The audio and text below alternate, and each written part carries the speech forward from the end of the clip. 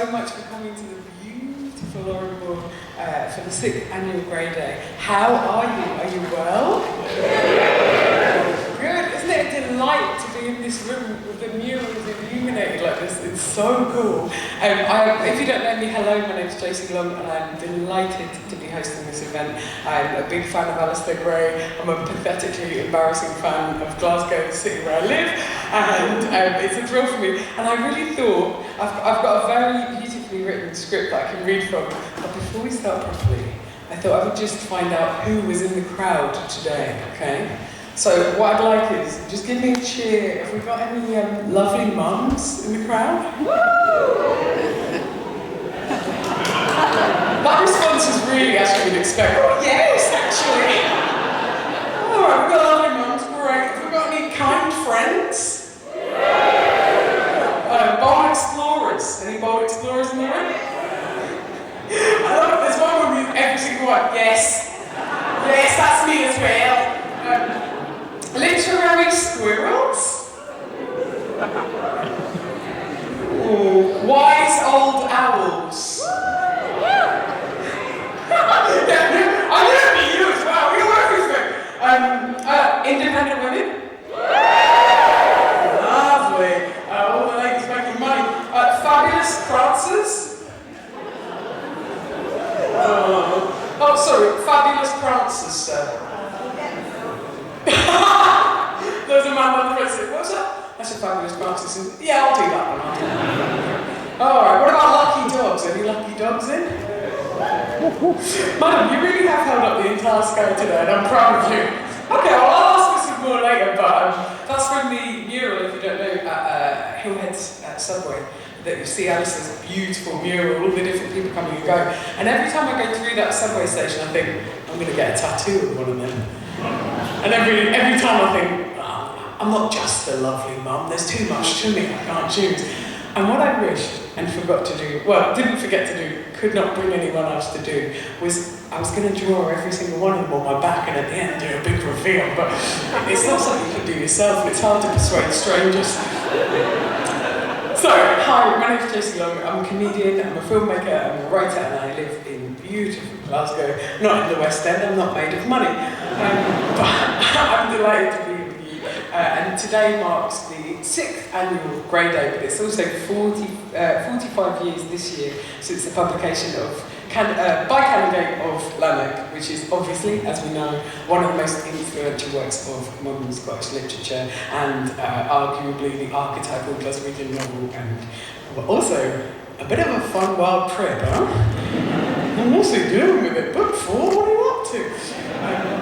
Tonight's programme of new writing, comedy and animation has been curated by Sorcha Dallas, who's the custodian of the Alasdair Gray Archive in partnership with Canongate. Canongate, as we know, the greatest publisher in the world because they also published my book available online and in good bookshops. Please buy several thousand copies, thank you. It celebrates tonight not just a book, but an ongoing creative force that is the archive. And Canongate would like to thank the estate of Alasdair Gray for supporting tonight's event. It's fantastic to feel his energy and his spirit continuing in this way and creating new works of fiction and broadening out like this. It's no exaggeration to say that Lanark had a seismic impact on Glasgow. Alasdair Gray offered bold, strange, expansive visions of this city, reimagining what Glasgow could be. In doing so, he reshaped Scottish literature and expanded our sense of what a novel and an artist might be. 45 years on, Grey Day carries that spirit forward. This year's programme brings together writers, comedians, animators and audiences in a way that reflects Gray's generosity and imagination, celebrating Lanark as a work that still challenges and excites.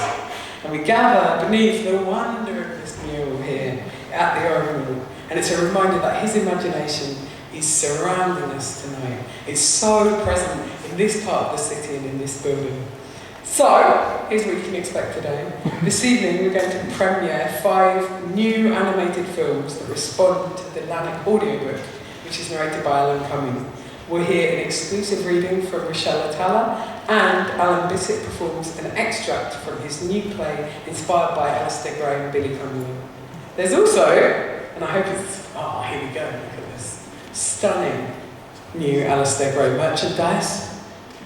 I expected a new, especially from you, madam, you've been so participatory so far. There's new Grey Day merchandise, a new notebook and pen, and can I say, I've received multiple compliments on this, carrying it around, and they're available from the pop-up shop. It's worth remembering that the impact of Lanark didn't end with its publication. Writers, artists, performers and filmmakers have found in it a kind of permission to be ambitious, political, playful, strange, to treat Glasgow as a place of myth as well as reality. And that continuing influence is really at the heart of the Alasdair Gray Archive and its living archive model. The archive uses Gray's approach, his generosity, his experimentation, his belief in the cultural life of Glasgow as a source of inspiration, supporting new creative responses across disciplines. And that is exactly why we are celebrating tonight. Not only the legacy of Lanark, but the way it continues to spark new voices, new forms and new imaginings, keeping Gray's spirit of restless invention very much alive. And this is where I just want to interject that if you haven't yet been able to visit the archive, it's such a wonderful place to go and visit if you want to feel invigorated, if you want to feel the spirit and sense of urgency to lead a creative life. So that's just an idea. But before we begin, I've got some quick housekeeping, which is, please can you make sure your mobile phones are on silent, and also there'll be a short break midway through the programme. And finally, tonight is being filmed by the BBC from up there. They won't be filming the audience specifically, but if there is anyone who's like, I know the back of my head and it's vile, you can go up and speak to them and they can blur it out. And if there's anyone who already has a blurry head, you're ahead of the game. So, let's get started. Tonight we're also celebrating Lanark in a new form, the audiobook, which is narrated by Alan Cumming. So between sorry, I looked up at the lights and it made my eyes get blurry. I didn't mean to give you a glimpse behind the seamless professionalism that others enjoy. So, set between the disintegrating cities of Unthank and Glasgow, Lanark interweaves the lives of Lanark and Duncan Thor in a modern vision of hell that's by turns surreal, funny and deeply humane. Playful in structure, yet profound in its personal and political insight, it explores our difficulty in loving and our stubborn determination to keep trying. That same determination shaped the novel itself. Alasdair Gray spent nearly 30 years writing it, which is longer than I've been alive. There's no need to laugh at that, actually. When others described the book as unpublishable, Canongate took the risk. Publishing Lanark began a creative partnership that lasted until Gray's death in 2019, one built on trust, freedom, and a belief in the cultural value of his work. Now, the audiobook offers another way into this remarkable novel, bringing fresh texture and intimacy to its voices and worlds. If you would like to experience Lanark in its audio form, you can scan this QR code. You don't have to order it straight away, but you can, and you'll be able to use it from that. It's now my pleasure to introduce a wee video message from someone who needs very little introduction, the actor, director, producer, writer and presenter, Alan Cumming. Please enjoy.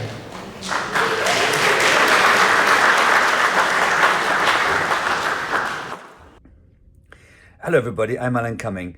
Lanark is a huge thing in my life and a huge thing of course in Scottish culture. I remember when it came out and what a revolution it was in Scottish literature. And I remember in my days at drama school seeing Alasdair Gray wandering around the West End of Glasgow and just being in such awe of seeing this genius before me. When I read Lanark, I couldn't believe how it managed to expand my mind and yet be about me and my life and Scottish life at the same time. It had this incredible epic and personal.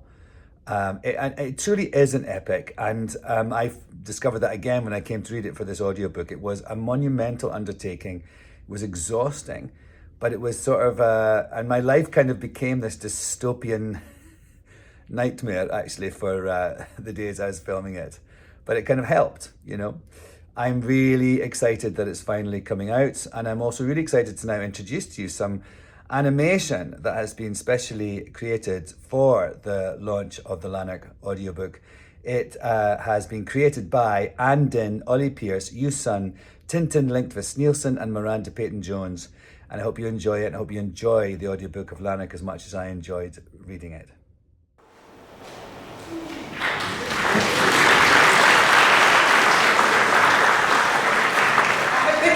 If they keep the slide up, check this out.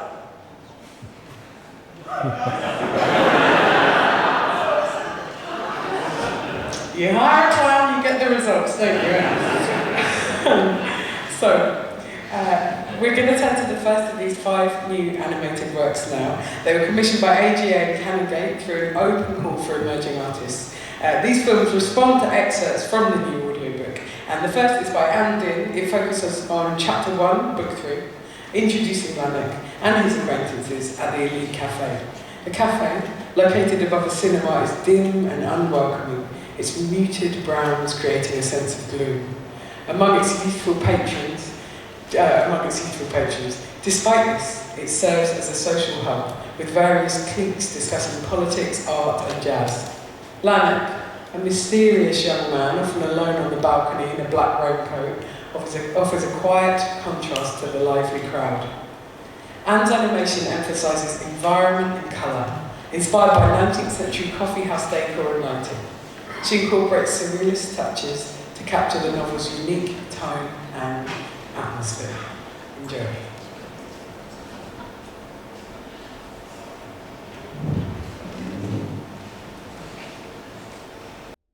The Elite Cafe was entered by a staircase from the foyer of a cinema.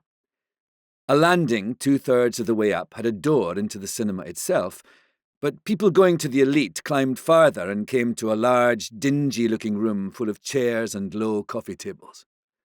The room seemed dingy, not because it was unclean, but because of the lighting. A crimson carpet covered the floor. The chairs were upholstered in scarlet. The low ceiling was patterned with whorled pink plaster, but dim green wall lights turned these colours into varieties of brown and made the skins of the customers look greyish and dead. The entrance was in a corner of the room, and the opposite corner held a curved chromium and plastic counter, where a bald, fat, smiling man stood behind the glittering handles of a coffee machine. He wore black trousers, white shirt, and black bow tie, and was either dumb or unusually reticent. He never spoke. The customers only addressed him to order coffee or cigarettes, and when not serving these, he stood so still that the counter seemed an extension of him, like the ring round Saturn. A door by the bar opened onto a narrow outdoor balcony above the cinema entrance. This had room for 3 crowded-together metal-topped tables with parasols through the middle. Coffee was not drunk here because the sky was often dark with strong wind and frequent rain. The tabletops had little puddles on them. The collapsed cloth of the parasols flapped soddenly against the poles. The seats were dank. Yet a man of about 24 usually sat here, huddled in a black raincoat with the collar turned up. Sometimes he gazed in a puzzled way at the black sky. Sometimes he bit thoughtfully on the knuckle of his thumb. Nobody else used the balcony. When the Elite was full, most languages and dialects could be heard there. The customers were under 30 and sat in cliques of 5 or 6. There were political cliques, religious cliques, artistic cliques, homosexual cliques, and criminal cliques. Some cliques talked about athletics, others about motor cars, others about jazz.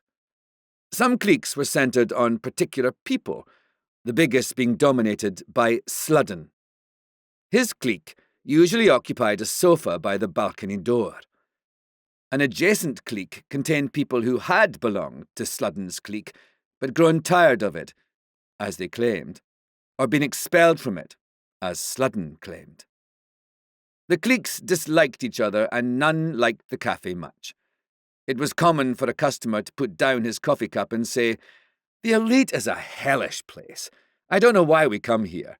The coffee's bad, the lighting's bad, the whole dump teems with poofs and wogs and Jews. Let's start a fashion for going somewhere else. And someone would answer, there is nowhere else. Galloway's tea room is too bourgeois, all businessmen and umbrella stands and stuffed stags' heads. The Shangri-La has a jukebox that half deafens you. And anyway, it's full of hard men. Armstrong had his face slashed there. There are pubs, of course, but we can't always be drinking.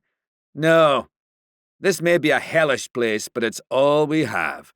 It's central, it's handy for the cinema, and at least it's a change from home.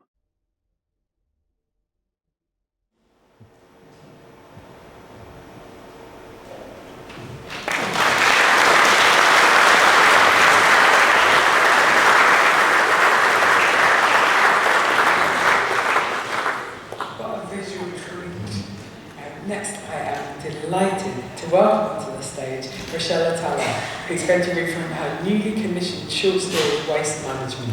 The piece explores the subterranean layers of Glasgow through Lanark and the city's sanitation scheme, drawing compelling connections between Gray's imagined underworld and the infrastructures beneath the modern city. This commission was developed by the Archive in partnership with creative writing at the University of Strathclyde. Each year, a writer is invited to respond to Alasdair Gray's work, with their creative process being shared with master's students as part of the MADE project module, offering insight into what a creative response can be in practice. Thanks to Roger Glass and Jessie Ridner at the University of Strathclyde for their generous support for this commission. Rachelle Atalla is a Scottish-Egyptian novelist, short story writer and screenwriter based in Glasgow. Her work has been widely published and broadcast, including on BBC Radio 4, and she is a recipient of the Scottish Book Trust New Writers Award. So please welcome all the men to the stage to read this very exciting new story. Rachelle Atalla, please welcome.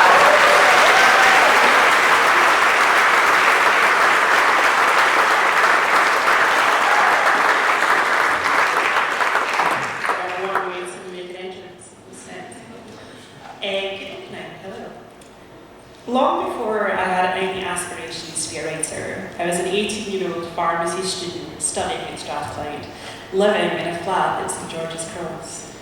Obsessed with film and obscure cinema, a university friend pressed a copy of Lanark into my hand and assured me I would not be disappointed. From the very beginning, the novel had quite a profound effect on me.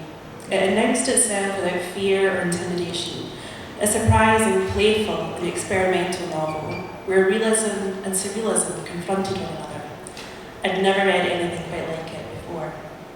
I even began to imagine myself walking the streets of Unthank, sitting in the elite cafe, entered by a staircase from the foyer of a cinema. Many years later, in 2018, as an emerging writer, I was invited to participate in a literary evening celebrating the legacy of Scottish poetry. No doubt butchering my reading of Hamish Henderson's poem Glasgow and Drumlocking.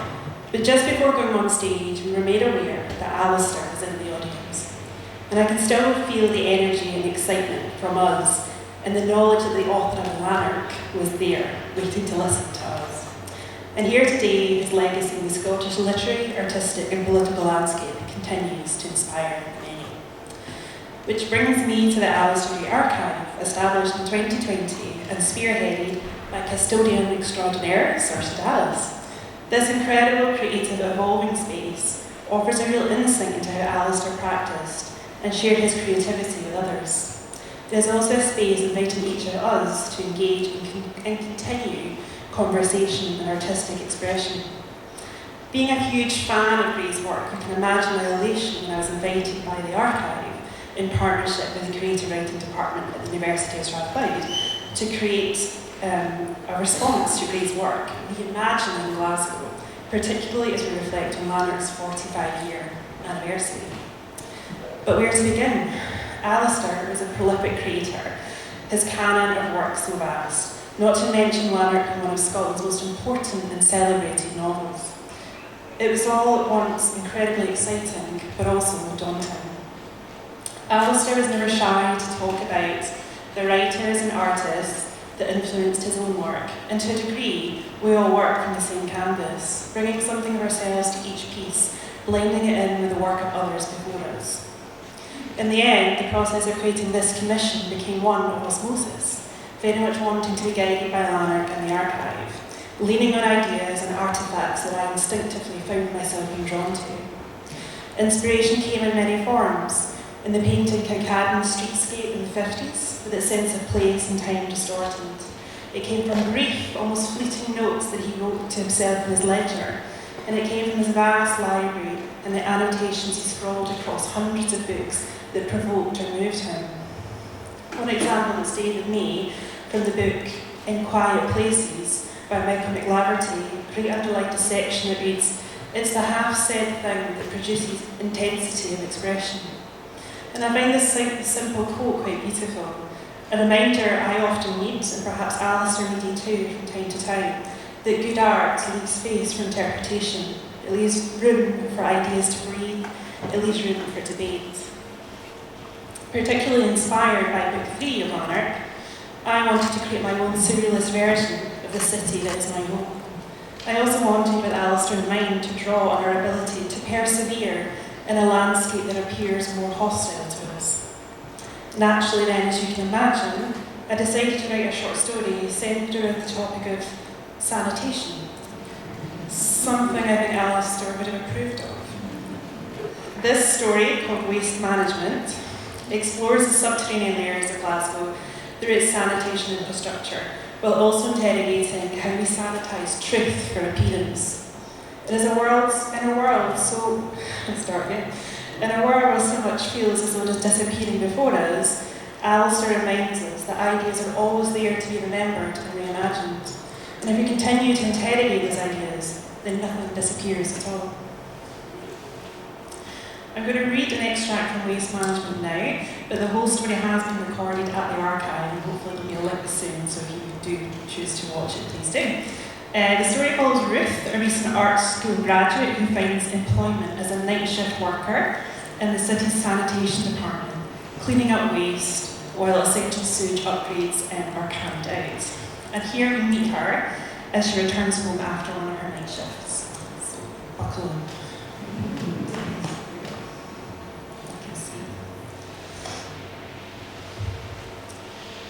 Ruth arrived in the communal door of her building and turned her key in the latch. Beside her, practically pressed into the bushes, was the for let sign, aged and worn. She climbed the stairs to the top floor, turning onto the landing. The smell of flat 3/3, the unoccupied two-bedroom unit opposite, penetrating her nostrils. It was a caustic odour, different to sewage, burning the back of her throat, as though something was being degraded. One of the neighbours had put a reed diffuser on the communal windowsill, but it did little to detract from the smell. She admired its subtlety. She admired its lack of subtlety, of announcing its presence without fear or embarrassment. Oddly, once inside the flat, with the door closed, the smell no longer lingered, as though an invisible boundary had been drawn, two different worlds cohabiting. She kicked off with industrial work boots and made for her bathroom, had to pour a jug of water down the drain to clear everything away, the plunger waiting, poised. She lay down on her bed, but sleep didn't always come naturally. She dreaded that night shifts could shorten her lifespan. Glancing upwards, the damp stain had inched closer. Soon it would be directly above her. She could hear the noise of people out in the communal hall, the heaviness of a door opening, the building's letting agent attempting to entice new potential candidates over the threshold of the unoccupied flat. "Now I think if you just go in with an open mind," he said, voice booming. But she knew by the heavy footsteps descending the stairs almost immediately that it was a lost cause. She got up and opened her front door, the familiar smell hitting her once again. The letting agent was still there, trying to lock up, his hand cupping his mouth. "Hey," she said. He swiveled to look at her, removing his hand from his mouth. "I know you're busy, but there's this damp..." He stopped her. "Your landlord put the rent up a few months ago, didn't he?" She leaned back in the doorframe, wrong-footed. "Yeah, but..." "He's fucking robbing you, taking the piss at this point." Ruth could see he was on the cusp of something. "Look," he said, "you know this building. You understand about the smell, but it's actually a lovely two-bed with some really nice views." He paused again, but when she didn't speak, he continued. It's significantly cheaper than what you're currently paying. Why don't you come in, take a look? She hesitated, too tired really to contemplate what he was saying. I promise it's not like the smell suggests. Slowly, in her socks, she came forward. The letting agent pushed the door open, ushering her in, the smell fully encompassing her. She rubbed at her nose as if the odour was something that could be wiped away, but to her surprise, the flat was spotlessly clean. There was a nice double-sized bedroom, bigger dimensions than hers, a chest of drawers, built-in wardrobe, and a modern bed frame with spotless mattress. She pressed her hand to the mattress, proud of its firmness. She followed the letting agent's footsteps into a pleasant, open-plan kitchen, dining, living room space, and nodded, pleased by what she saw. The kitchen even had an integrated slimline dishwasher. The smell seemed less intrusive now, something capable of fading into the background, until she turned to look at the agent who had drawn his sleeve over his hand again, pressing it hard across his nose and mouth, removing it instantly, but not quickly enough. The second bedroom was off a door in the living space, and it opened into a neater, smaller, but perfectly reasonable sized second bedroom. Ruth was already imagining what she would do with this space. A studio, perhaps, the light near perfect. She came out of the second bedroom and stood for a moment, circling, wanting to embrace the challenge of seeing if she could dispel the odour that lingered within the walls. She returned to the small hall, standing over the threshold to the living space, the only doors present before her, those of the first bedroom and the front door. She came back into the living space. Where's the bathroom? The letting agent said. Yeah, so here's the thing. She couldn't really understand and not be able to immediately rectify her confusion. Of course, there was a bathroom. Have you ever opened one of the back storage cupboards down on the ground floor? He said. She shook her head, still confused. Well, this particular flat for many years was owned by the same occupant, an elderly man who, back in the late 50s, refused to have bathroom plumbing installed when all the other flats were getting it done. The letting agent shrugged, tried to laugh, something to do with him being suspicious of change, believed the council were doing dodgy dealings, and didn't want them taking away the communal clergy. He pointed at an old, corroding key hanging on a hook by the intercom. That's the key for the toilet. Ruth faltered. So, there is no bathroom in this property, is that what you're saying? The letting agent nodded. Is that a deal breaker for you? She looked around. How do I wash? She asked. Oh, it's about being creative, he said, extending his hands out as though taking in a great expanse. All those people on the internet who are choosing to live in camper vans, they don't have bathrooms and they make it work. He looked up and down then. Do you use a gym? There's one just along in St George's Road, minutes away, and they always have hot showers. She hesitated, liked the idea of being someone that joined a gym. I'll let you into a secret while the price is still low, the letting agent said. The current owners intend to install a bathroom, giving up the second bedroom, but it can't be done until the upgrades are completed. No feasible access until then. They're meant to be completed soon, we said. The upgrades, I mean. The letting agent smiled widely. Well, that's ideal then, isn't it? Ruth moved in a week later, dragging her limited possessions from one door across the hall into the other. She was confident she could eradicate the smell, was trying to put a name to the stench, the taste of it. She pivoted between comparisons, decided it was reminiscent of compost bins, natural, rotting contents being broken down and reconstituted. She fleetingly wondered then if something terrible had happened in this space, and it was the smell of guilt that festered. Or perhaps the flat was haunted, and it was the stench of a ghost who couldn't leave. Regardless, she slept better than usual on her first night.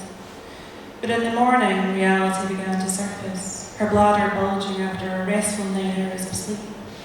Ruth grabbed her grandmother's old antique porcelain bedpan, urine still in from the night before. She glanced around as she hunkered over it, as though someone might be watching. Why did she even have her grandmother's bedpan? Because she thought it was a beautiful object, dissociating it from its intended purpose. She took the key in the bedpan and balanced both in her hands all the way down to the ground floor, unlocking the cupboard, a draught on her shins from the cat flap and a communal back door that led to the enclosed garden. The windowless, freezing cupboard stood in complete darkness, and Pressing the pot to her stomach, she felt for the cord, pulling on it, a strange and muted orange glow filling the space. She'd never seen a light bulb quite this colour before. Carefully, she tipped the contents of her bedpan down the toilet, the splash of liquid meeting more liquid. The small sink was directly opposite the toilet bowl, the space so cramped that she could easily sit in the toilet and wash her hands at the same time. Above, there were cobwebs, the lingering sensation of a spider not so far away. As she locked the cupboard again, making for the stairs, there was a tension in her stomach, the fear of having made a terrible mistake. That night, Gavin was waiting for her in the Kirkcaldy's depot. "Have you heard?" he asked, offering her rhubarb and custard-filled sweets. "What?" she answered, removing the sweetie from its wrapper. "They've run out of money," he said, as though she would understand what he was talking about. "The council, to finish the sewage upgrades."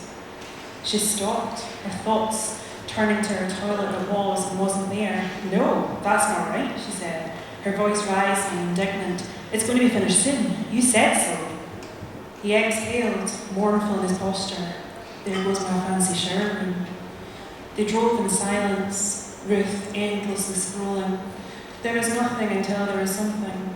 An official statement from the council stating that despite every effort having been made, the completion to the city's sewage system upgrades were on hold indefinitely due to financial constraints and economic downturn. Soon after, the local 9 o'clock news had 3 people on a purple sofa debating the issue. The council representative they wheeled out was outlandishly defensive, shifting repeatedly in her seat. "The council appreciates everyone's patience at this time," she said, her words practiced. "We unreservedly apologise for the inconvenience and uncertainty, but we are confident that if everyone behaves in a community-minded manner, then we shall be able to find a way forward." The representative paused, swallowed, Ruth bringing the phone closer to her face. "These are indeed unprecedented times, but we, the people of Glasgow, are resourceful people." Ruth's stomach knotted, an anxiousness that overshadowed everything. Gavin reached over, his large and callous hand taking the phone from her. "Doom scrolling won't help you, lass. But we can't go on like this." "It'll be okay," he said quickly, as he indicated left, bringing the van to a stop in front of another set of locked-up public toilets. "Maybe I should think about one of those indoor compost toilets," he added. "Wouldn't be a bad thing for my garden either." Ruth just stared at him. "And well, you won't need to worry about any of that either, will you, lass?" he said, nudging her. "You don't shit or fart anyway, too proper for that sort of thing." He went to remove the master keys from the loop of his trousers before reaching to open his door. Ruth stopped him. "Why do you always bring us to these awful public toilets?" He narrowed his eyes. "The beautiful underground sewage workers' bathroom, why can't you take us there?" Slowly he shook his head. "I was only pulling your leg, Ruthie, talking shite." She stared back. "So what? You made it up?" "It's just a nonsense story that does the rounds." At George Square, it took longer than usual to unblock the drains, all of them stubborn, as though they too had heard the news. After, they descended Sucky Hall Street, emptying bins, sweeping leaves, unblocking more drains, weaving in between the bright orange construction barriers that cornered off large sections of torn-up pavement, all of it in service to the sewage works. And it felt like a ghost town, the place deserted. No midnight drunken crowds spilling out onto the streets, the kebab shops empty too, only the homeless remained, huddled in doorways. By daybreak, flyers were plastered everywhere, and Ruth couldn't understand how she'd missed them. She pulled one off the lamppost. Its slogan read, "Toilets are overrated." The public toilets were the first to permanently close, the master keys being taken off all employees. Then Ruth tried to book a table at a popular Italian restaurant. She couldn't complete the reservation until she ticked the box confirming that she was able to use her own bathroom facilities beforehand. Dylan, an art school acquaintance, was waiting for her outside the restaurant, embracing her without warning. Ruth was conscious of the smell. She retreated. "You look good," she said. He nodded. "I've really got into running."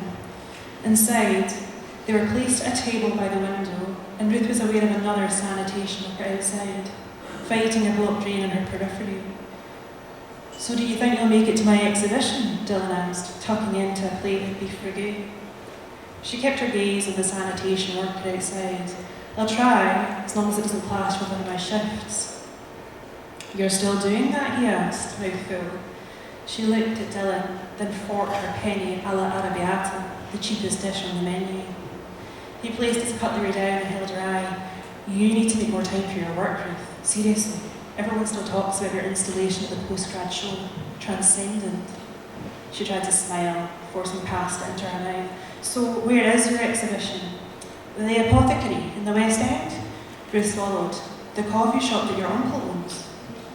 Forgetting her reservation requirements, she rose from the table and descended the spiral staircase to the toilets, only to find that once where their entrance had previously been, there was nothing but a perfectly smooth, plastered wall.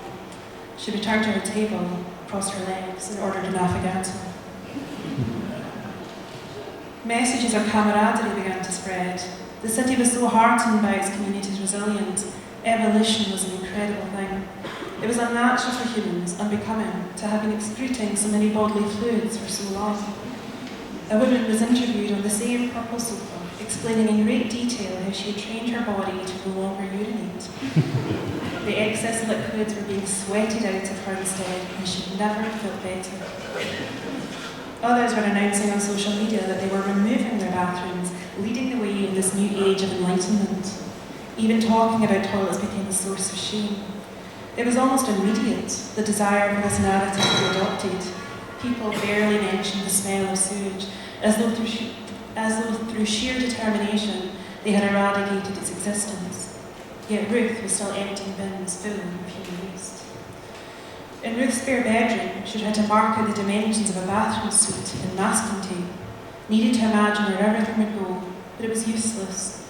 All she was left with was oblong shapes framed out on the floor that meant nothing.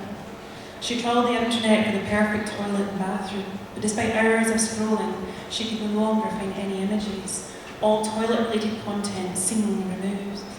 In a sketchbook she tried to draw from memory, but her hand instinctively shaped out the lines of her horrible cupboard toilet. She ripped the paper up into tiny pieces, tried again, but every time her hand always brought her back to the toilet in the cupboard with its strange orange glow. When she arrived at the depot, she was told Gavin had taken unwell with a gastrointestinal infection, and she had no desire to press for further detail.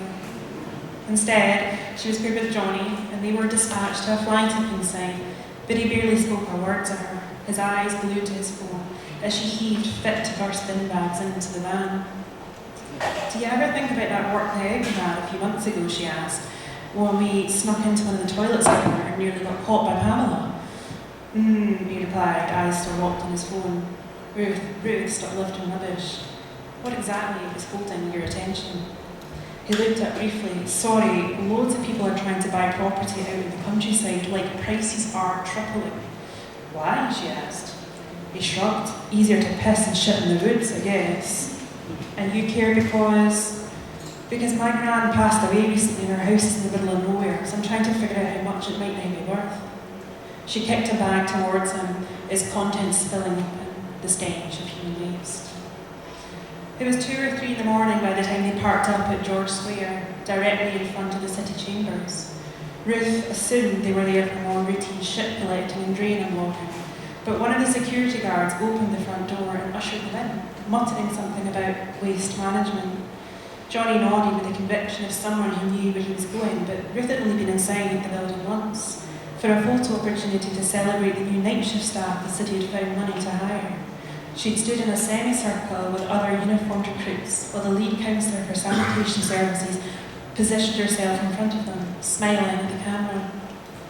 They carried on through an impressive entrance hall and came to a corridor, other night shift workers passing them, going about their duties. The noise of Johnny's boots scuffing the delicate antique floor stretched and elongated as they continued to pass one unmarked door after another, punctuated by strange, distorted portraits hanging on the walls. She could feel her heart racing, the fear of this corridor never ending. But finally, in the distance, there was a large wooden door, her steps quickening to reach it. She pulled on the handle, but the door did not budge. An audible moan released from her body, surprising in pitch and tone. Johnny reached over and pushed the door open. Beyond, a perfect square of space, the signs pointing in all different directions. Waste management to the right, and Johnny made for it, but Ruth was drawn to a different sign, a small brass plaque with the depiction of a hand pointing downwards to a staircase, something alluring and whimsical in its illustration. Without thought or discussion, Ruth began to descend, Johnny calling after her, telling her that she was going the wrong way. She ignored him, felt nothing but a compulsion to go deeper into the bowels of the building, only slightly aware of the fact he was now following her. At the bottom, an industrial door confronted them.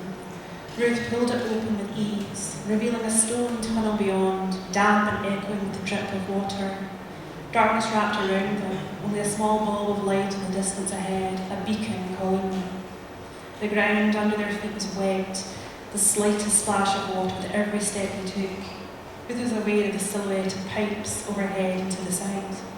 And she might have been imagining it, but she was sure that, with each step, she was getting closer to the stench that was so familiar. Home. Finally, illustrated in light, a beautiful wooden door with a polished plaque and 2 words, the lavatory. Her fingers brushed against the wood of the door, it opening of its own volition. And there it was, a huge cast iron radiator, sparkling chrome fixtures, a row of porcelain sinks that were so blindingly white that she felt the need to avert her gaze. Glorious green antique tiles and trim, the flooring in exquisite pattern of mosaic. Johnny was speaking now, but his words were indistinguishable, redundant. She made for the row of toilet cubicles, 4 perfectly hinged wooden doors open and waiting to receive patrons. She was overwhelmed then, a sudden and inescapable need to urinate. She rushed into the first cubicle, the lock on the door sliding into place. Breathless, she admired the old cistern overhead, tracing her finger down the beauty of the pull chain. She lifted the wooden lid of the toilet seat, peered down, a porcelain blue floral motif hand-painted around the rim of the pan, but not a drop of water within. She shook her head, tears now stinging her eyes. Weakly she pulled on the chain of the cistern overhead, but of course nothing happened. She crouched then to see that the toilet wasn't installed. It was all an illusion. With tears running down her cheeks, there was nothing left to do. She couldn't hold it in any longer. She undid her trousers and pissed into the empty pan, the noise painful and lasting. When she stood, there was no toilet paper to wipe, her urine dark yellow and screaming of dehydration. A kidney infection looked likely, well, you only needed one. Johnny was standing by the sinks. He didn't have to say anything. Ruth went through the motions of pretending to wash her hands, reaching for the imaginary soap resting in an antique dish, lathering her hands with great care and attention, not missing an inch of skin. Theatrically, she turned the empty chrome hot tap on, winced as though the temperature was boiling, visualised the foam and bubbles settling in the plug hole, the soap washing away. Slowly, she turned the tap off, reached for an invisible but perfectly folded hand towel, and began to dab and dry. She reached then into her pocket, but felt only the old, corroding key to her toilet back at home, the weight of it now pulling in the fabric of her trousers. Thank you.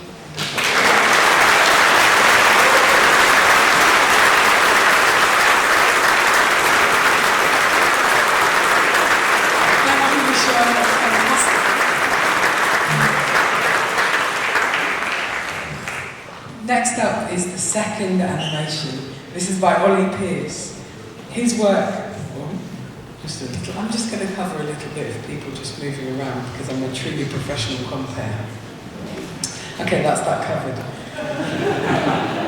Ollie Pearse's work brings Gray's ledger to life, visualising the story of chapter 6, book 3. In this section, Lanark, after discovering a mysteriously self-healing wound, is consumed by confusion and dread. He retreats to a cemetery, drawn to the imagery of death and the possibility of escape, and ultimately chooses to enter a strange, ethereal mouth atop a monument, an act symbolising a desperate leap into the unknown as he confronts his fractured identity and uncertain future. The animation was created using an under-camera technique, allowing multiple frames to be made on a single sheet of paper. Pearse's work responds to Gray by exploring the balance between the surreal and the real through texture, overlap and movement, aiming to make the short dynamic whilst expressing the surreal journey of the source material. Please enjoy.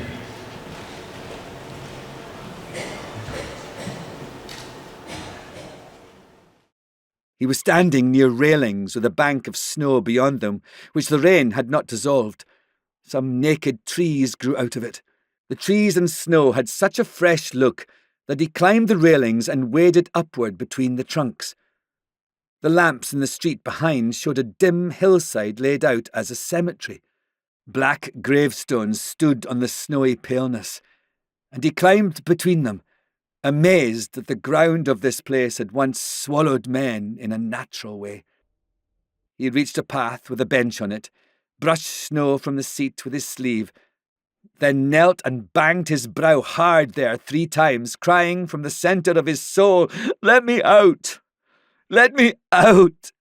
Let me out!" After a moment he stood up, dazed by the blows but indifferent to sodden clothes and aching body. He felt strangely buoyant. There was a yellow radiance among some obelisks on the hilltop, lighting the base of a few and silhouetting others. So he ran uphill. The slope below the summit was unusually steep, and Lanark kept rushing up and slithering back until he gained the momentum to reach the top and stumble between 2 monuments onto flat ground. The summit was a circular plot with a ring of obelisks round the edge and a cluster of them in the middle. They were old and tall, with memorials carved on the pedestals. He was puzzled by the light. It was a glow like the light from a steady fire. It lit nothing over 5 feet from the ground and cast no shadows, and Lanark walked round the central monuments without discovering a source. The glow was brightest on a pedestal near the place where he had entered the ring, so he examined it for a clue. It was a marble block erected by the workers and management of the Turk's Road Forge in gratitude to a doctor who had rendered them skilled and faithful service between 1833 and 1879. Lanark was reading the inscription for a second time when he noticed a dim shadow across the centre of the stone. He glanced over his shoulder to see what cast it and saw nothing, though when he glanced back it looked like the shadow of a bird with outspread wings. But the colour deepened, and he saw that the shape forming there was a mouth 3 feet wide, the lips meeting in a serene, level line. His heart beat now with an excitement which was certainly not fear. When the lips had fully formed, they parted and spoke, and just as a single intense ray can dazzle an eye without lighting a room, so this voice pierced the ear without sounding loud. It pierced so painfully that he could not understand the syllables as they were spoken, but he had to remember them when they stopped. The mouth had said, "I am the way out." Lanark said, "What do you mean?" The lips pressed together in a line which seemed ruled on the stone and moved swiftly to the ground, crossing the projection of the base as simply as the shadow of a gull passes over a waterfall. It sped over the snow, then stopped and opened into an oval pit in front of his feet. The edges of the lips were shaded lightly on the snow, but curved steeply down to the projecting tips of the perfect teeth. From the blackness between these rose a cold wind with the salty odour of rotting seaweed, then a hot one with an odour like roasting meat. Lanark shuddered with dread and giddiness. He remembered the mouth in Gay's hand, which had nothing behind it but a cold man being nasty to people in a dark room. He said, "Where will you take me?" The mouth closed and became dim at the corners. He saw it was fading, and would leave him on a hilltop in a city more sterile and lonely than anything a pit could hold. He shouted, "Stop! I'll come!" The mouth grew distinct again. He asked humbly, "How should I come?" It replied. When the sound stopped hurting his ears, he found it had said, "Naked and head first." It was hard to remove the coat and jacket, because his side had grown thorns, which pierced the cloth. He ripped them free and threw them down, then looked at the mouth which lay patiently open. He rubbed his face with the good hand and said, "I'm afraid to go head first. I'm going to lower myself backward and hang by the hands. And if I'm too scared to let go, I will consider it a kindness if you let me hang till I drop." He stared at the mouth, but no part of it moved. He sat on the rags of the coat and removed his shoes. Fear was making him slow. He grew terrified of its stopping him altogether, so he went to the mouth without undressing further. The hot breath, alternating with the cold one, had melted the surrounding snow into a margin of firm, moist gravel. Moving fast to avoid thinking, he sat with his legs in the mouth, gripped the teeth opposite, and slid down until he hung from them. Since the right arm was longer than the left, he hung by that alone, buffeted by hot roast and cold rot blasts, and waiting for the hand to weary and loosen. It didn't. His claws gripped a big incisor as if screwed to it, and when he tried to loosen them, the muscles of the whole limb began to contract and lift him toward the oval of dark sky between the teeth. In a moment, his head and shoulders would have come through them, but he yelled, "Shut! Bite shut!" Blackness closed over him with a clash, and he fell.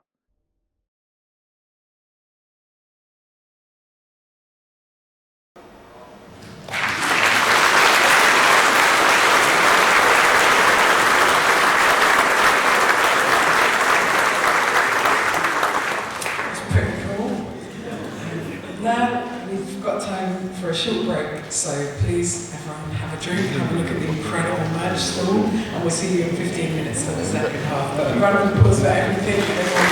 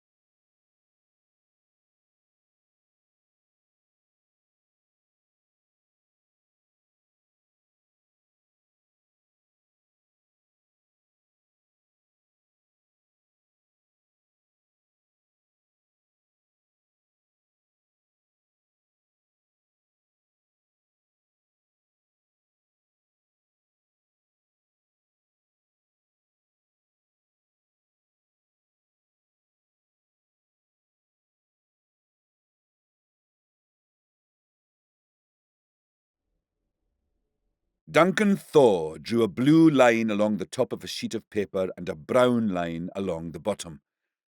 He drew a giant with a captured princess running along the brown line, and since he couldn't draw the princess lovely enough, he showed the giant holding a sack. The princess was in the sack. His father looked over his shoulder and said, "What's that you're drawing?" Thaw said uneasily, "A miller, running to the mill with a bag of corn." "What's the blue line supposed to be?" "The sky." "Do you mean the horizon?" Thaw stared dumbly at his picture. "The horizon is the line where the sky and land seem to touch. Is it the horizon?" "It's the sky." "But the sky isn't a straight line, Duncan." "It would be if you saw it sideways." Mr. Thaw got a golf ball and a table lamp and explained that the earth was like the ball and the sun like the lamp. Thaw was bored and puzzled. He said, "Do people fall off the sides?" "No, they're kept on by gravity." "What's gravity?" "Gravity is what keeps us on the earth. Without it, we would fly up into the air." "And then we would reach the sky." No. The sky is just the space above our heads. Without gravity, we would fly up into it forever." "But wouldn't we come to a thing on the other side?" "There is no other side, Duncan. None at all."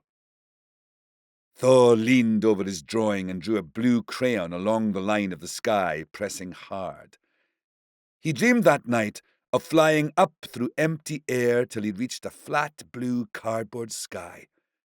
He rested against it like a balloon against a ceiling, until worried by the thought of what was on the other side. Then he broke a hole and rose through more empty air till he grew afraid of floating forever. Then he came to another cardboard sky and rested there till worried by the thought of the other side, and so on.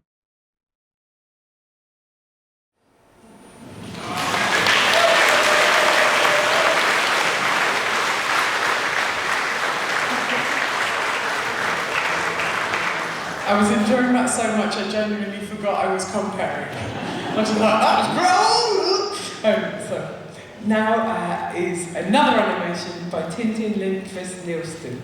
Tintin describes the commissioning experience as illuminating because it allowed her to explore Alasdair Gray's work and connect with his vision of Glasgow. Her project draws heavily on the environment and character of Cowcaddens and Applecross, next to where the Alasdair Gray Archive is based, as well as the archival research that she conducted there. The section she animated from chapter 22 highlights the tension between personal experience and the broader cultural narratives of cities like Glasgow, prompting reflections on belonging and experience and perspective. Through these moments, and through Duncan Thaw feeling out of place amid the lively atmosphere of the lecture and the social interactions there, this chapter explores human connections and searching for your own identity in a complicated world.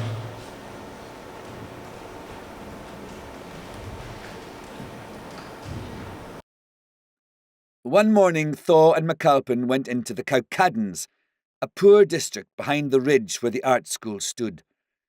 They sketched in an asphalt play park till small, persistent boys, "What you writing, mister? Are you writing a photo of that building, mister? Will you write my photo, mister?"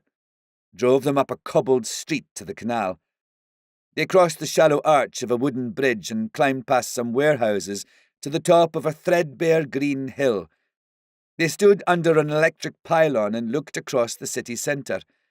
The wind, which stirred the skirts of their coats, was shifting mounds of grey cloud eastward along the valley.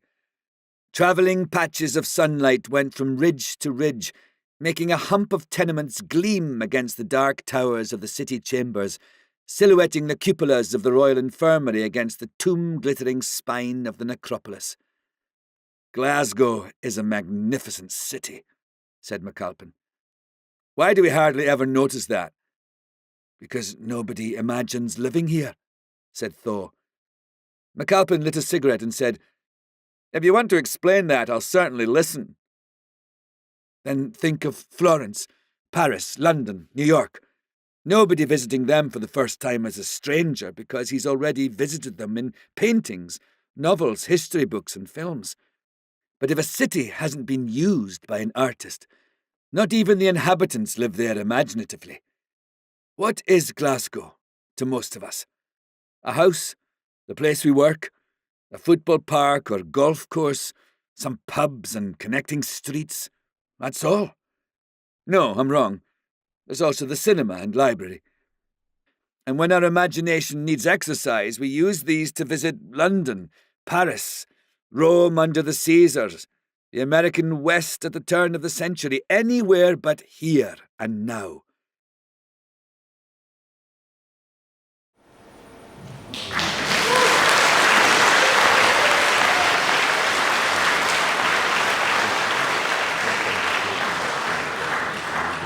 I can't tell you how affected I am by that piece in particular as somebody who loved this city, partly as a result of having read Lanark 15 years ago, and who moved here partly because of the culture that the city that has been made around it. And it's very moving for me to like this. Glasgow is actually a magnificent city, guys. Guys, I don't know if you know this, but people make Glasgow.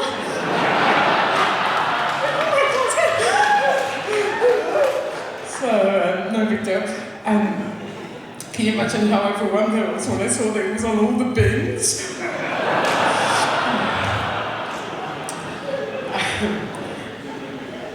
Next, I got you as well, I'm thrilled. Next, we've got a real treat. We have playwright, novelist and performer Alan Bissett, who's coming to present an excerpt from his brilliant new piece, When Billy Met Alasdair. The work imagines a moment when Alasdair Gray met fellow Glaswegian icon Billy Connolly, and it's inspired by a photo of him at the 1981 launch of Lanark at the Third Eye Centre, held now in the Alasdair Gray Archive.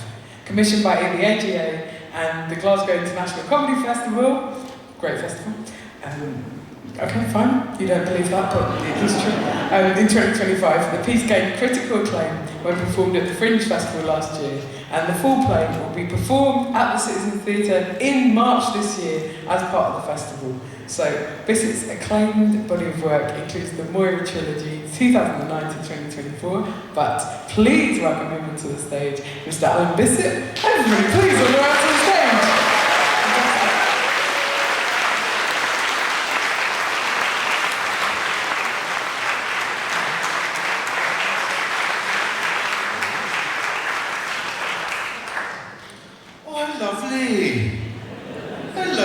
He's all made it to a party.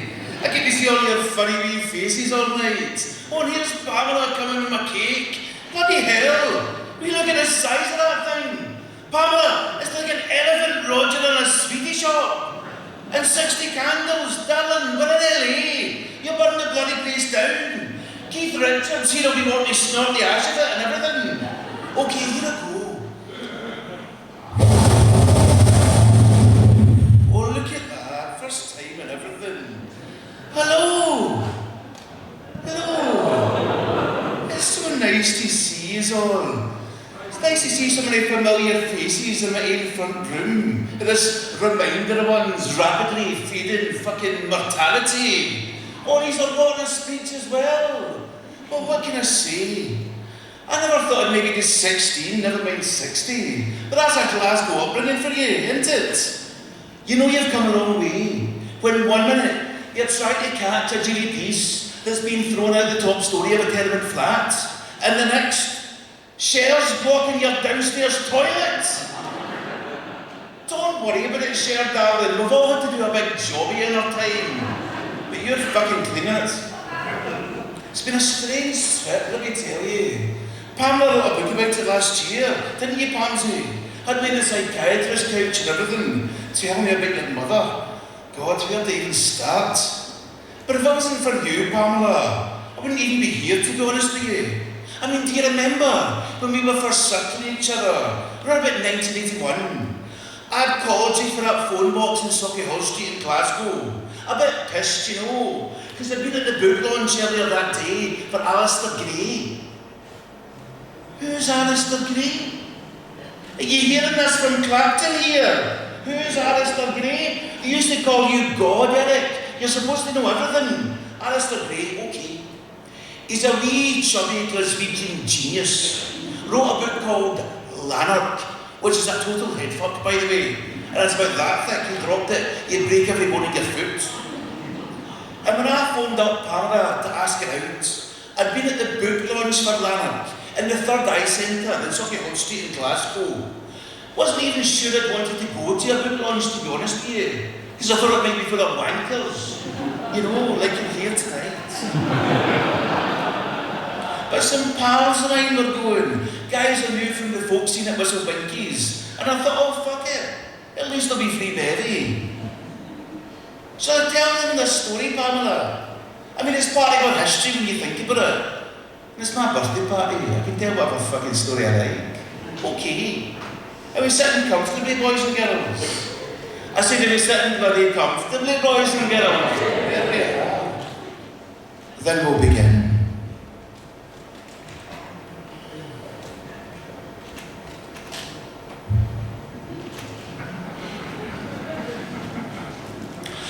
I was born in 1934 in Rydri, Glasgow.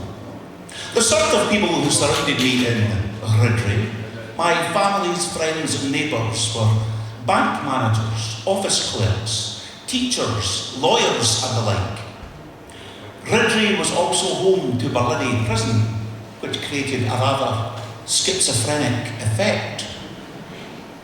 Before I'd even started school, my mother and father had given me pencils and crayons, and I soon discovered that creativity was a very short route towards attention and praise.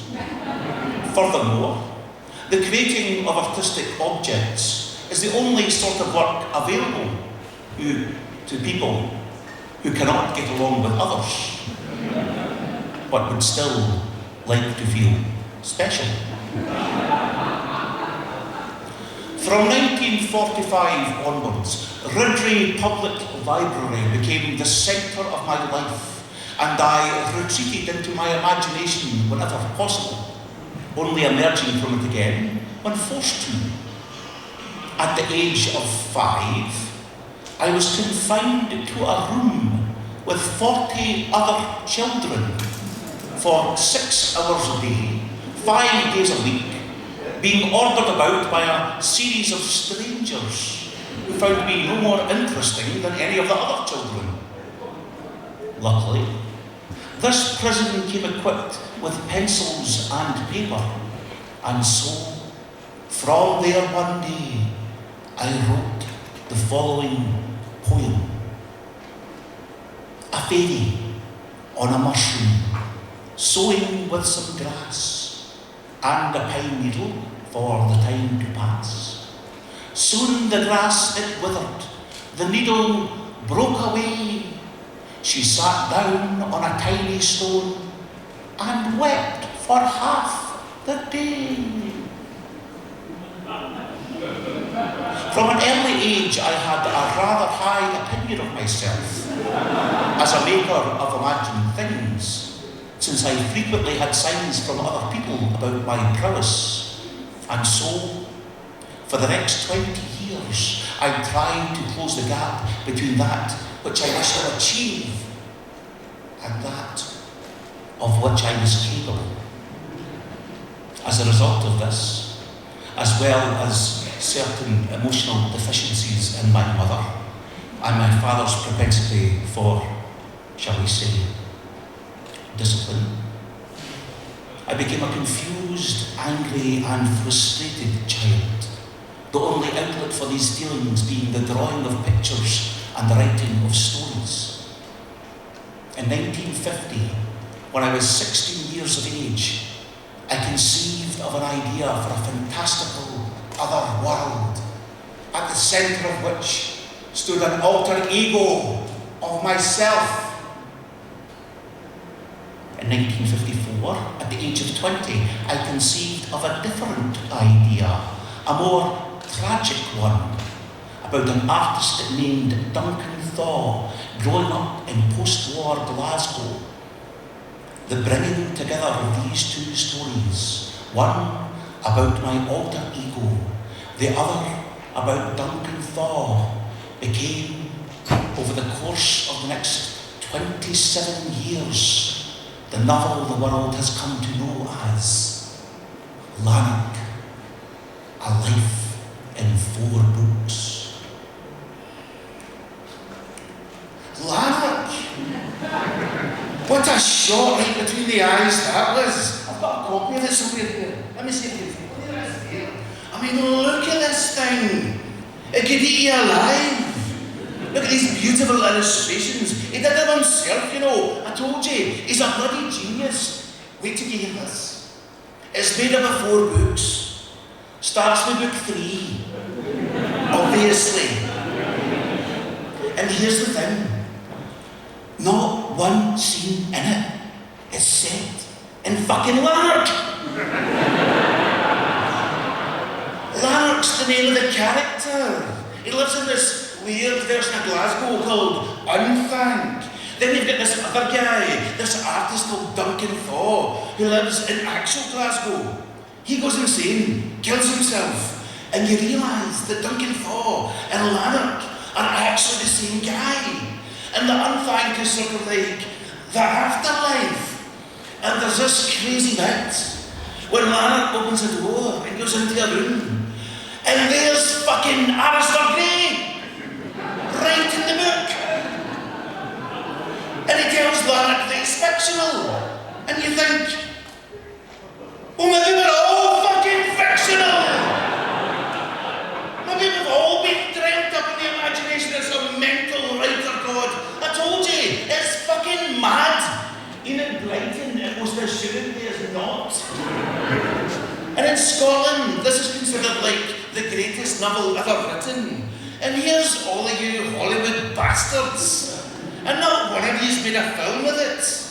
You, Cruz, what have you been doing with your time, son? Let's jump in fucking sofas if you don't mind.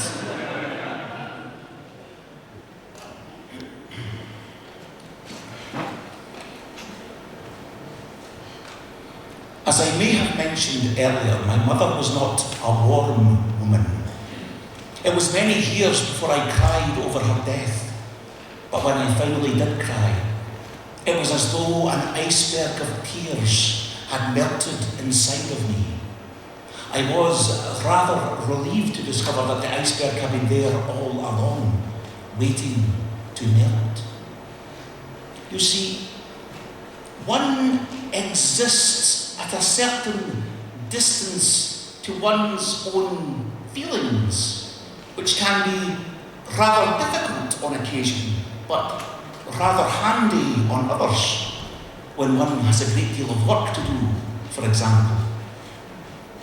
I was employed for a spell as a teacher of art at a secondary school in Glasgow, which I disliked immensely, given that my responsibilities included organisation, paperwork, and the disciplining of children, all of which I was wholly unsuited to do. I would tell the students, "No farting above a whisper!" But given that I carried no authority, this did me no good whatsoever. Each day, every teacher would have a free period with which to devise lessons or come up with ideas or whatever. I, however, had ideas of my own.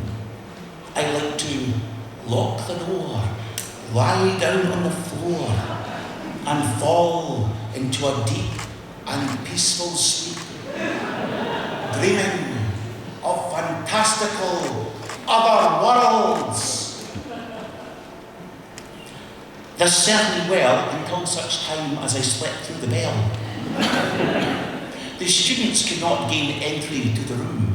The headmaster was sought, an emergency key was found, and when the door was opened, there was Mr. Gray, supine on the floor.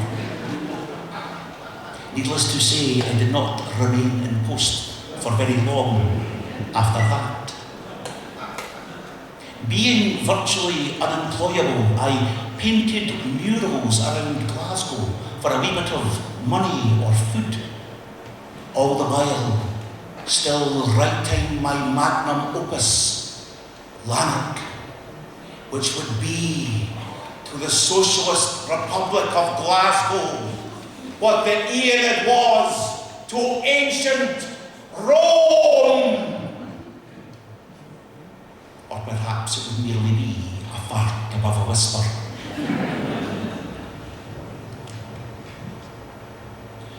See, Robin Williams and I have spoken about this. Where does our comedy come from? And for me, it came from the shipyards in Glasgow. You see, governing Glasgow was the shipbuilding capital of the world. And I joined there from school as a welder. It was this extraordinary society of men. They were hard men, they were working men, but they were funny men. They were Glaswegian men. A bit like Chick Murray. Oh, you do not know Chick Murray out here. He was a Glasgow comic, and I used to watch him on the television when I was younger. And it was hilarious. And he spoke a bit like me.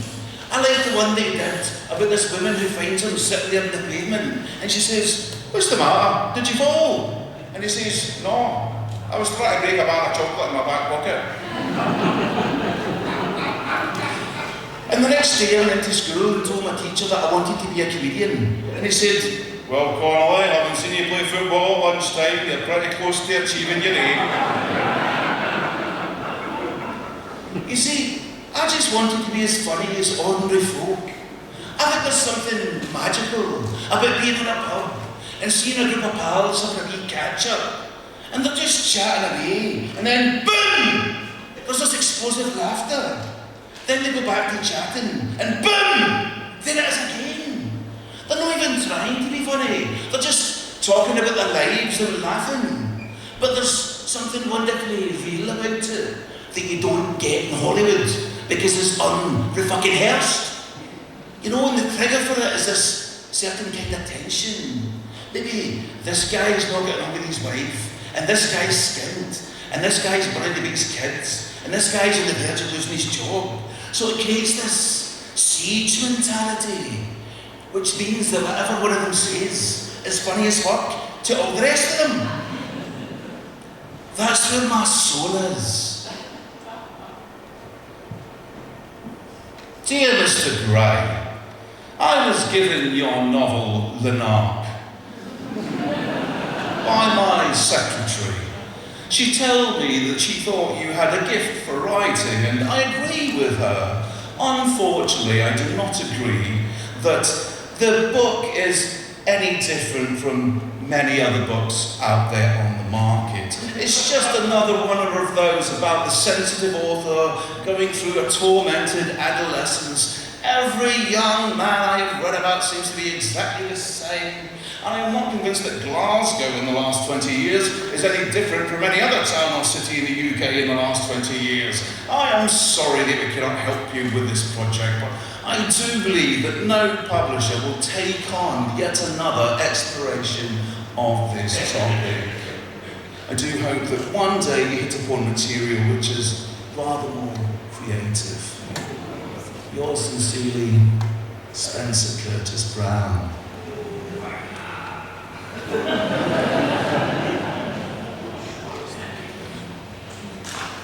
Largely because of my paintings and writings, I had become something of a local personality, a working artist and playwright, though this did me no good whatsoever, because I was living a basic penniless existence.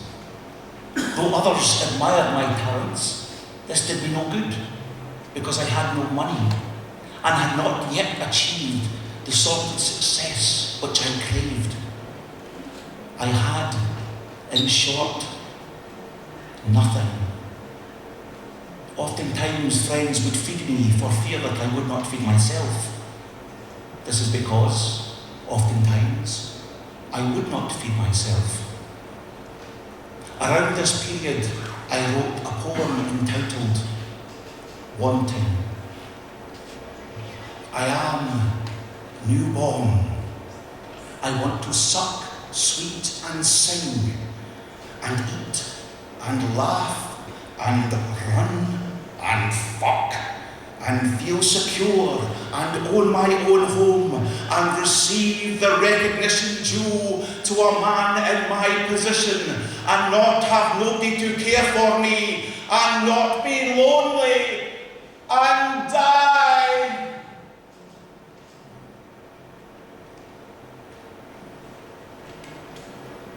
You see, I became a comedian by accident.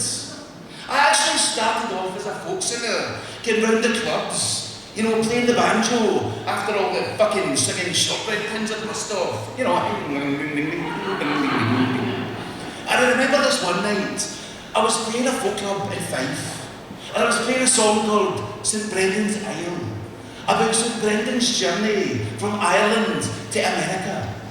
And I got to this bit in the song where St Brendan gets off the boat and he puts his feet on the beach and the island moves away because it's actually a bloody whale. And at that point in the song I realised I'd forgotten the words. Just totally frozen like that. But I had to do something because they were all looking at me. So I put the banjo down and just decided to tell them the story of the rest of the song. And a funny thing happened. They thought me telling them the story of the song was better than me fucking singing it to them. They were in stitches. And so I decided to embellish the story, and it's getting more and more ridiculous, and the laughter's getting louder and louder, and the atmosphere's building and building, till I got to the end of the story and picked up the banjo and went ding ding ding ding ding. And the place exploded. And I thought, oh, what's this? So the next night, I decided to tell stories in between all the songs. And as the weeks went on, the stories get longer and longer, and the songs get fewer and fewer. Till I got to the point I realised I was actually a bloody stand-up comedian who played a wee bit of banjo. And I remember looking in the mirror about that time and thinking, this is it. You can do whatever you want. You don't have to ask anybody's permission.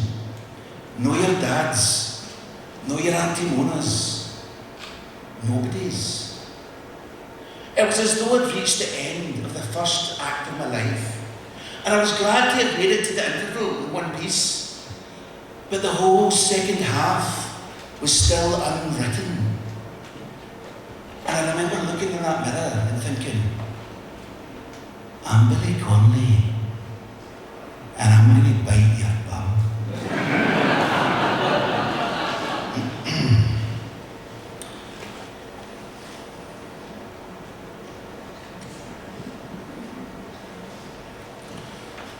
This is a day which many of us suspected might never come, including myself. One wonders if the world is finally ready for Lanark, or indeed, if Lanark is finally ready for the world. It wasn't ready in 1950 when I first came up with the idea for it. It wasn't ready in 1964 when Books 1 was rejected by the publisher Spencer Curtis Brown. It wasn't ready in 1976 when several publishers expressed an interest, but only if Books 1 and 2 were published separately from Books 3 and 4. Now, thanks to Stephanie Wolfe Murray at Canongate Books, taking a chance on the entire novel, Lanark, A Life in 4 Books, finally exists. As a boy, I had noticed that my works were childish, and I had wished for a life's experience in order to represent it convincingly on the page. Here, in 1981, and at 47 years of age, I have now lived that life. I feel that this copy, which you see before you now, is my true body with my soul inside, and that the animal you all know as Alasdair Gray is a redundant form of its afterbirth. I must admit to rather enjoying that sensation. One piece of advice: as you are reading this novel, you may find that you are feeling rather peculiar. This is nothing to worry about, and means you are in the early stages of contracting Lanark, also known as Gray's syndrome. It is usually the result of careless contact with booksellers. The first sign of it is the painful parting of money, usually followed by dilation of the pupils and vivid hallucinations. If caught early enough, there is seldom any danger, but once the person becomes a carrier, the condition can be easily passed on. There is nothing to be ashamed of in contracting Lanark, though it is incurable. Many sufferers still manage to lead a normal and healthy life. The important thing is not to worry and to drink heavily.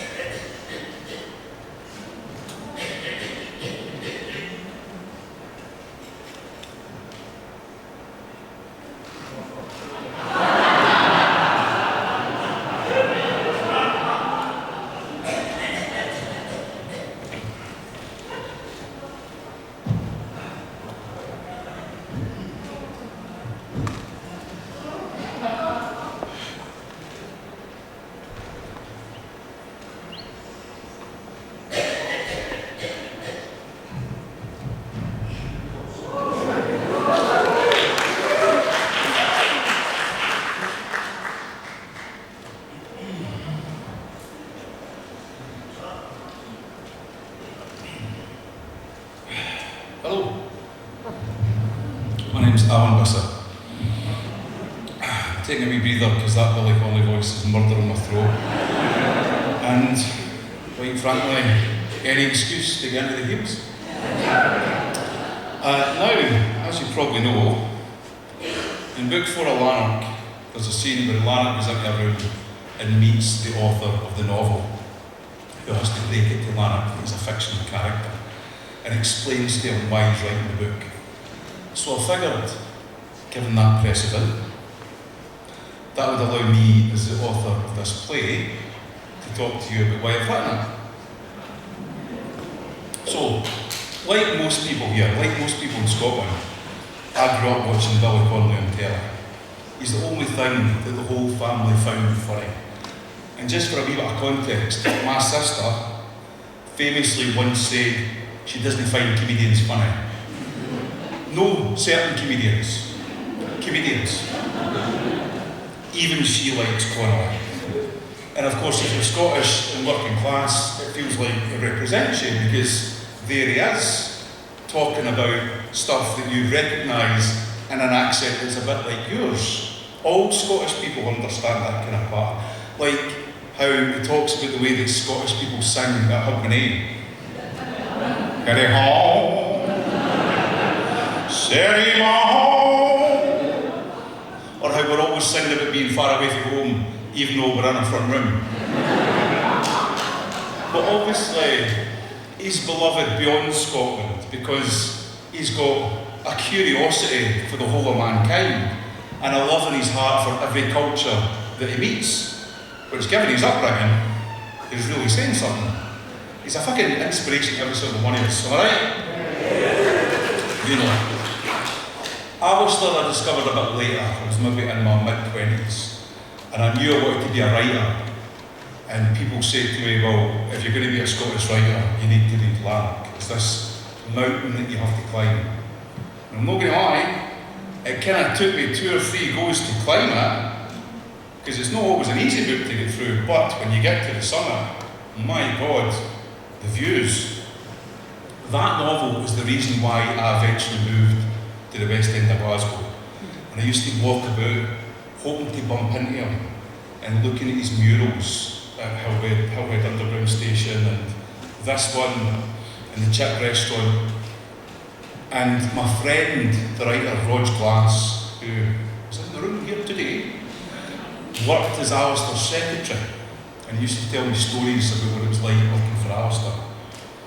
And one year, as a birthday present, he got me this photograph in a frame. Now, this was taken by a man called George Oliver at the launch party for Lanark in 1981 at the Third Eye Centre in Sauchiehall Street. And it was given to Rog by Alasdair himself, because one week Alasdair couldn't afford to pay him, and so he went, and gave that to him. And Rog was like, okay, but he knew that they were 2 of my heroes, so he framed it and he gave it to me for my birthday. And I'd always wondered if they'd ever met, because they're of a similar generation and they're from the same city. So I knew there was a chance they could have, but this is the first time I'd ever had proof, because there they are in the same room, in the same frame. And for years, this picture has been hanging up in my living room, and I've stared at it, thinking, what did they talk about? So I decided to research it. I read books written by Connolly, books written about Connolly, books written by Alasdair, books written about Alasdair, and I discovered a curious thing. Do we think about these guys in terms of their success? Because there's Connolly, probably one of the most important and influential stand-up comedians that's ever lived. Reached the top of his field, starred in Hollywood movies. Nobody could have achieved more than he did in that field. Alasdair wrote what is now considered a masterpiece of world literature. He's now regarded as one of the key Scottish visual artists of the 20th century. He's also had the Hollywood treatment, because I'm presuming you'll have seen Poor Things, the Yorgos Lanthimos film that was adapted for his novel. Emma Stone won the Oscar for it. How can any of us hope to achieve even a fraction of what these guys did? But when I was reading the story of their lives, what I realised was they weren't so much about success as about perseverance against incredible odds. Connolly grew up in abject poverty, abused by his dad, by his auntie, by nuns, abandoned by his mum, and then even at the height of his fame, his marriage was falling apart, he was drinking too much, he was taking too much cocaine, because he said he felt like a fraud. He felt like somebody was going to tap him on the shoulder and tell him it was time to go back to being a welder. Alasdair, whose upbringing was also napactic sometimes, he grew up, also drank too heavily, also had a marriage that fell apart, spent most of his life penniless, because he spent 30 years writing Lanark. Not even sure if anybody was ever going to publish it, let alone that he was going to find a readership for it. For most of his life, he felt like a failure. I'm not going to lie, I can kind of relate to that. I never thought I'd get to 50 and still be skint. Now, when I became a dad, I remember thinking, right, I'm indulging myself with this writing, performing, carry on. I need to get back into the workplace to make sure there's a steady income coming into this house. But when you've not had an employer since 2007, when you apply for a job, it kind of was a bit like this. So, Mr. Bissett, it says in your CV that you've not had an employer for nearly 20 years. Would you mind telling me what you've been doing in that time? I'm a writer.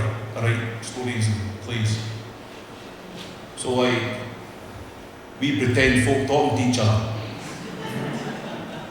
Well, that's what fiction is. Aye. Sometimes I pretend to be those folk on stage in front of an audience. Right. You any good with spreadsheets? I don't really use spreadsheets no. Are you used to like delegating a task to a colleague or co-worker? Not so much of that. No. Can you drive, Mr. Bissett? Right. Just to be making pretend folk talk to each other. I'm aware that there's like 300 folk queuing outside the door, all younger than me, who very much do have workplace experience. So you do start to question some of your life choices along the way, you know what I'm saying? But is that not the case for all of us? You know, we all worried about our careers, or our finances, or our marriages, or our alcohol intake, or our weddings. We're all just trying to get through a day without crying, or dying, or just fucking falling down and getting up. That struggle is what unites every single one of us as human beings. Even then. Alasdair Gray and Billy Connolly faced incredible odds, and sometimes they felt overwhelmed by it, but they just kept going.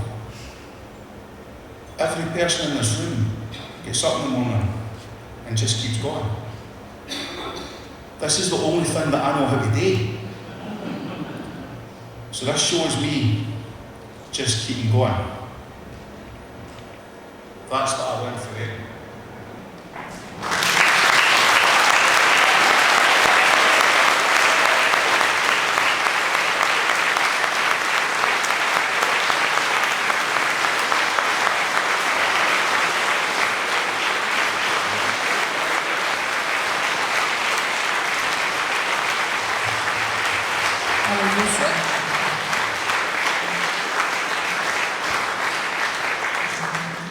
And I want to remind you that it's on at the Citizens Theatre on the 28th of March at 7:30 p.m. So please go along and see the full show. And now we have the last animation and the last thing for tonight. This comes from Miranda Peyton-Jones, and she responded to the epilogue, which is the absolute explosion of metaphysical. Oh, you're off. He's had enough. Fair enough. The absolute explosion of metafictional devices that happens between chapters 40 and 41. Yeah, I was just being silly. I've really ruined the atmosphere there. We really are. We're on the home straight as well. You should have expected more from a professional of 20 years in the game, so as I say, longer than I've been alive. In this section, the final part of the book, Lanark confronts the author character Nestler to discuss the book's construction, themes of artistic borrowing, and the index of plagiarisms. Miranda was fascinated by this interplay and described it as an honour to collaborate with Gray's written word. Inspired by his belief in drawing from other artists, she emphasises the importance of continuing to engage with the Alasdair Gray Archive. This commission allowed her a deep exploration of Lanark, responding to a section that examines writing itself and the roles of the author, character and reader without giving too much away.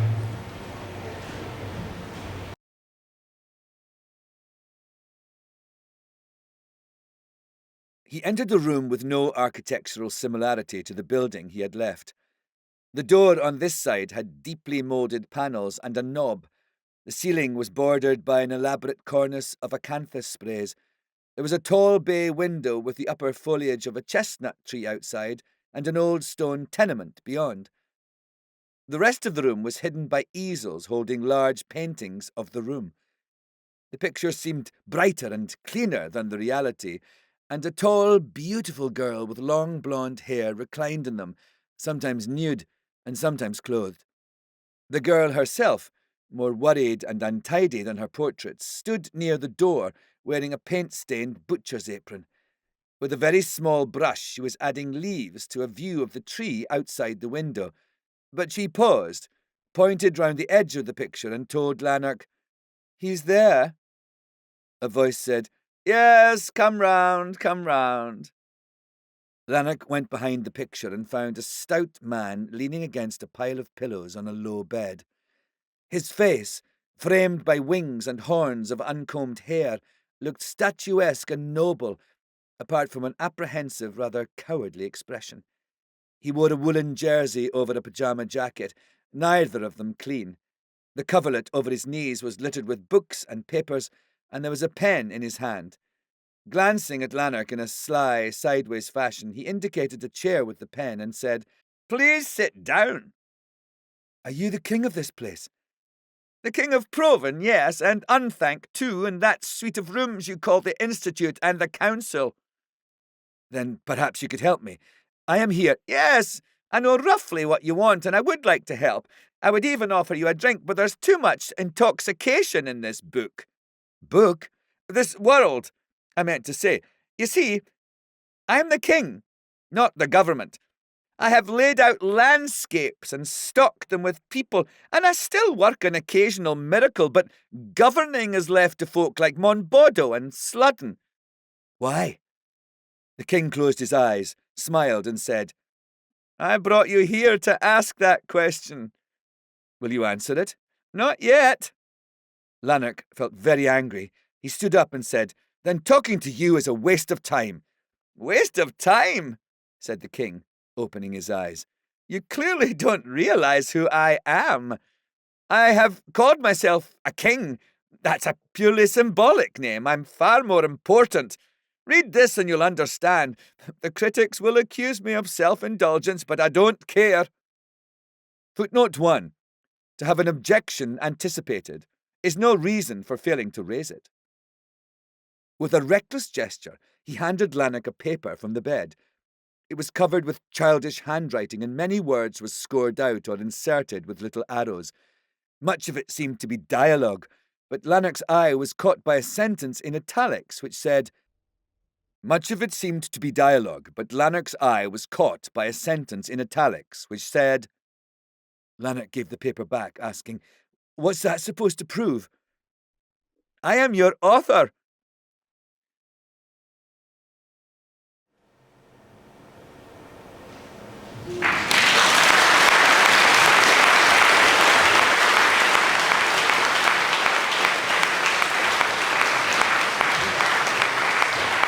So we're coming to the end now of tonight, and I want to say thank you for coming. I hope you enjoyed it as much as I did. I think it's been so cool. I've loved the performances and the animations too. We've got a list of thank yous that I'm going to get through just to be grateful for the people involved. But please, can you scan this QR code and give us your feedback on tonight? You don't have to give any negative feedback about me. That's actually not allowed. And it's not possible, so you can't do that. But there is a prize for participating, I should say. So please do scan the QR code and do that. But just to finish the show, I'd like to extend my deepest thanks firstly to Sorcha Dallas for curating the whole event. Thank you. Thank you so much.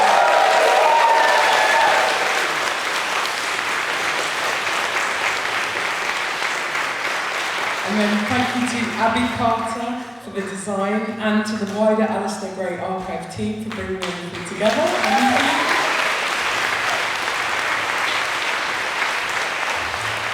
I want to say thank you to the partners of this event, to Canongate Publishers, thank you, and to supporters of the commission, to the Glasgow International Comedy Festival and Creative Writing at the University of Strathclyde. Yeah.